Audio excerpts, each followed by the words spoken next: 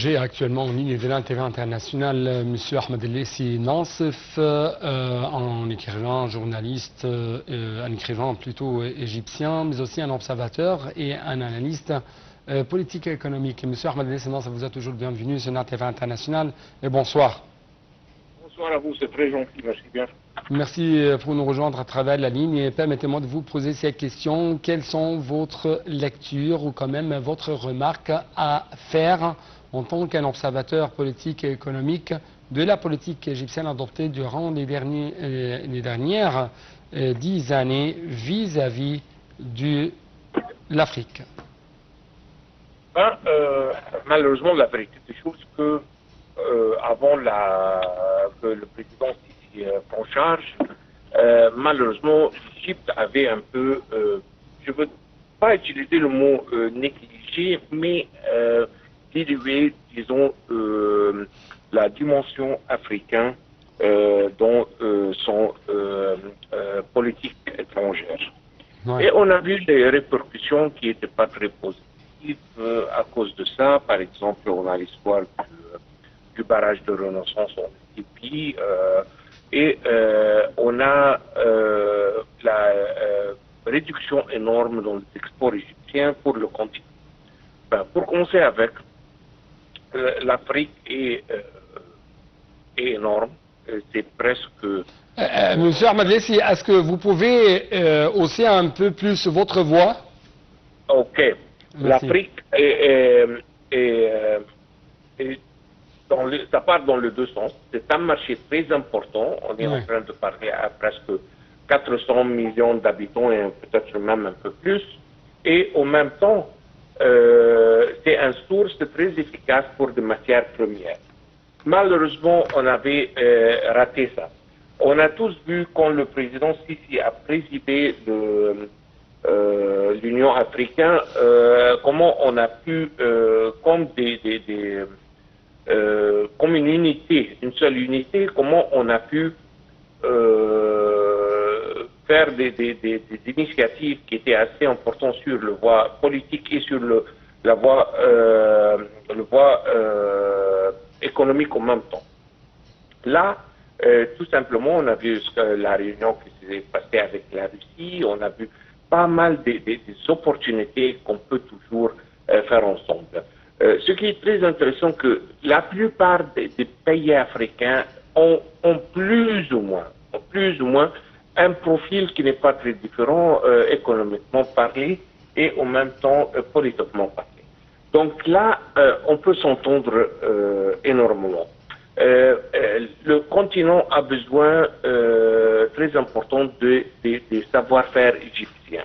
Donc là, on a des opportunités, surtout sur la voie économique, qui sont très importantes pour l'Égypte. Et en même temps, imaginez-vous qu'on a plus ou moins 45 pays en Afrique qui font plus ou moins le quart, 25% presque des pays, des chiffres des pays qui sont enregistrés dans l'Union unie. Donc, le poids politique pour les votes qu'on peut assumer dans l'Union unie, dans pas mal des organisations de l'Union unie, c'est très, très important. Ouais. L'Afrique nous donne le quart déjà de n'importe quel vote. Si on peut sécuriser ça pour l'intérêt de l'Égypte, si on peut sécuriser 450 millions de consommateurs, c'est énormément, c'est presque criminel, si vous voulez, de ne pas évoluer, de ne pas travailler, de ne pas vraiment creuser très profondément pour améliorer les relations dans toutes les directions. Et c'est ça que ce que le président Sisi, depuis qu'il est venu au pouvoir en 2014, qui a commencé à faire, et on a vu pas mal des projets, par exemple en Tanzanie, on a un projet qui est assez important. On a vu aussi Si je peux dire, donc l'Égypte a affiché durant les 10 dernières années, non seulement à travers les paroles ou les déclarations, mais aussi à travers les actes, que l'Égypte, pour le développement des pays africains, pour les intérêts à réaliser de la part du peuple africain dans les différentes parties du continent africain. Mais permettez-moi de vous poser cette question.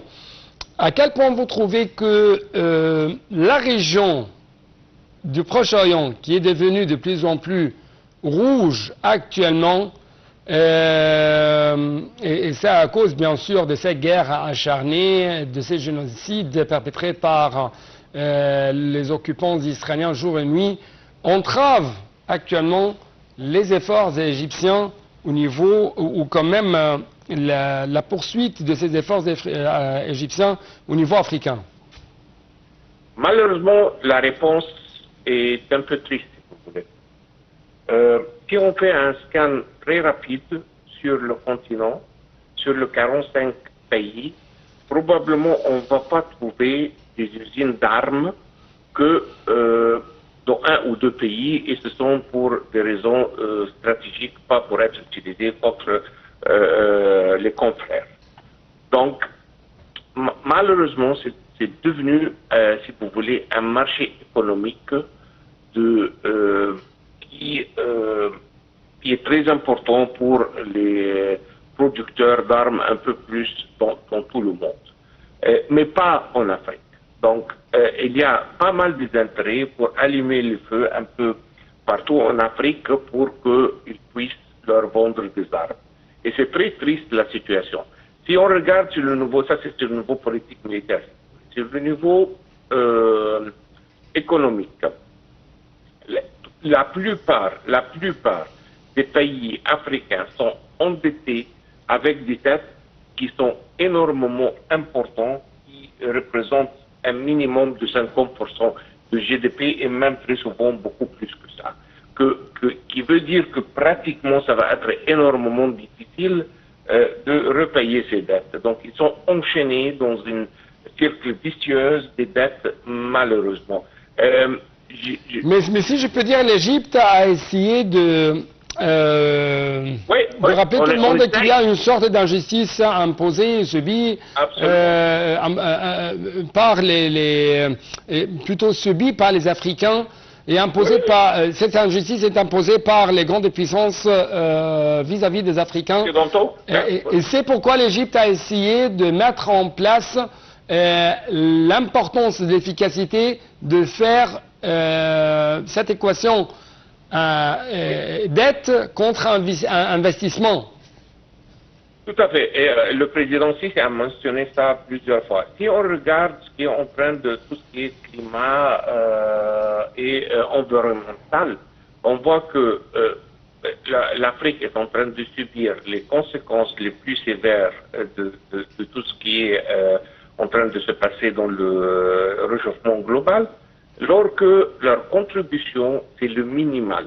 OK, et on a vu COP27, on a vu toutes les réunions à Sharm el-Sheikh où on a essayé de présenter le cas et qui était très clair, mais je ne pense pas que encore les pays industriels ont délivré ce qu'ils avaient promis, même à Glasgow avant Sharm el-Sheikh et même en Émirats après Sharm el-Sheikh. Ouais. Donc, la vérité des choses, que on a plus ou moins une structure qui ressemble bien. On a, disons, un futur et un passé qui sont plus ou moins similaires. Donc, c'est seulement très logique qu'on se groupe ensemble pour, quand on met en cause, ça fait beaucoup de différence quand on met en cause. Et on a 45 pays, 45 drapeaux derrière que un ou deux drapeaux derrière. Ouais. Et on a vu comment, avec les atrocités israéliennes qui sont en train de se passer à Gaza, on a vu comment le sud de l'Afrique, l'Afrique du Sud, a pris l'initiative et ils ont pris une dimension pour la première fois de prendre une dimension légale contre l'Israël et tout ce qui est en train de se passer contre les Palestiniens. Et nous devons bien sûr saluer l'Afrique du Sud pour ses positions tout à fait courageuses pour la justice et le droit. À cet égard, bien sûr, je parle de ça. Mais écoutez, tout à fait, on ne peut pas les remercier. Mais ça, n'aurait pas été possible si on n'avait pas une diplomatie aussi souple. Et si quand même on n'a pas ce qu'on appelle le destin commun, c'est-à-dire ce qui va toucher la région arabe va toucher la région africaine. Comme par exemple la mer Rouge et le canal de Suez, cette instabilité qui touche la mer Rouge touche bien sûr la stabilité de la Corne et de l'Afrique. Ce qu'on voit de cette instabilité socio-économique au sein de l'Afrique, bien sûr réalise des vagues de terrorisme, réalise des vagues de migration clandestine et de trafic humain, et ça toujours à cause de manque de stabilité et de développement. Deux choses ou deux éléments essentiels auxquels l'Égypte a essayé toujours à appeler à réaliser sur le terrain.